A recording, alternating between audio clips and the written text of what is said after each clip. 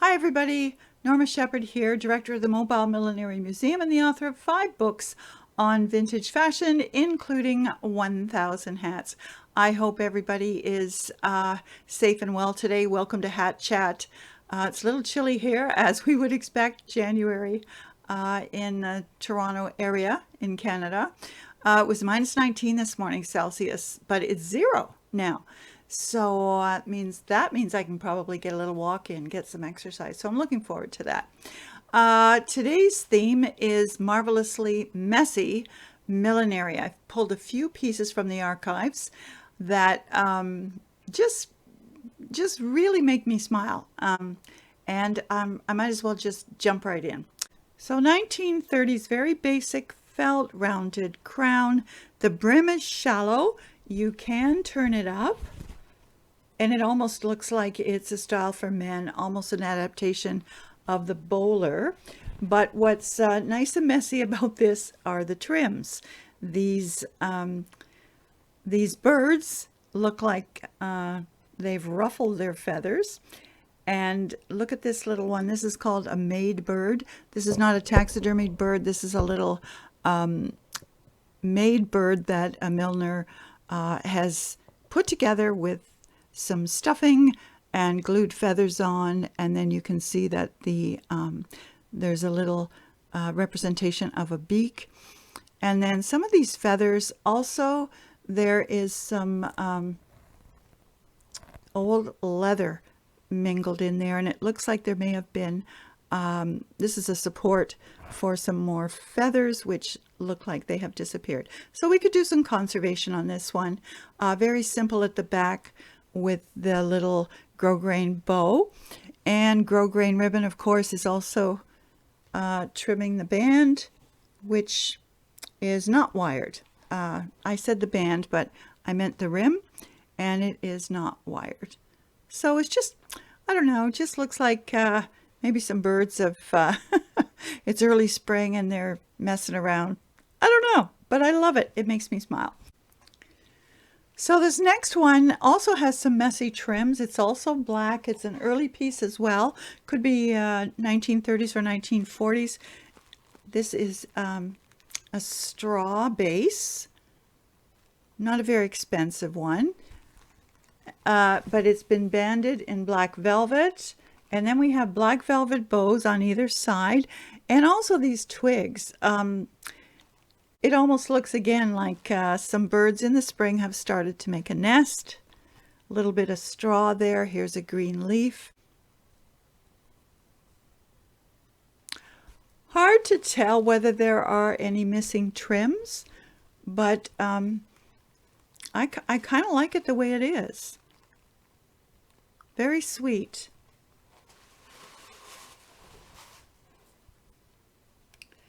Now the inner band is early as well. You can see that there's a stitch marking the center front, and then the label marks the center back. And this is a little ribbon label, Pico model, and showing its age.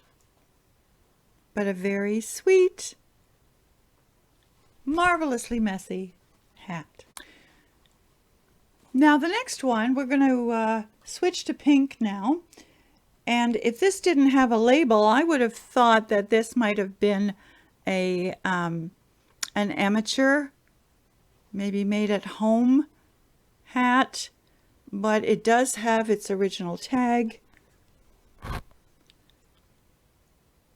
Simpsons, back when the price tags were cardstock. It's got a model number and a price of $15, which I imagine at the time, this probably would have been circa 1960. So this looks to me to be circa 1960. So at the time, $15, that's a fair price for a hat that is covered in pink ostrich feathers. The interior has no maker's label and is just a pink felt base. So kind of cute, Circa 1960, could have been worn on a beehive, could have been worn if your hair was flat. Yeah, very cute. Now the last one really turns my crank. This one is from the 1940s. It is, oh, it's just so gorgeous. It's a black Astrakhan, aka Persian Lamb. Look at the wiring at the back, which creates almost a little frame to secure it on the back of your head. Then we have this wonderful shaping as it comes down the front, and a little tuft of messy feathers again. Just wonderful. Almost looks as if the wind has blown it on. We have black satin bow at the back. And this is very 1940s.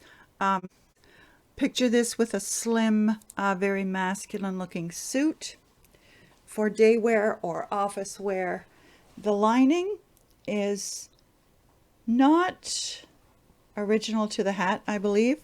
This does not look like fabric that would have originally lined this hat, so it may have been dearly loved and maybe had some conservation. So there you have it, just a few marvelously messy vintage hats. And